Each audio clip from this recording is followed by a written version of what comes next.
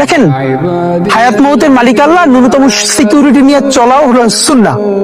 কিন্তু আমাদের লড়াইটা হলো, আমার মা স্বাভাবিকভাবে কান্নাকাটি করেন, আমার পরিবার সবাই। তো আমি আমার মাকে বলেছি যে দেখো, মানে আমরা যে লড়াই নেমেছি, আমার একটা মনে হয় কি, কোন রাজনীতিবিদের না বাসায় মৃত্যুটা হইতে পারে না, এটা কোনো ভালো মৃত্যু না।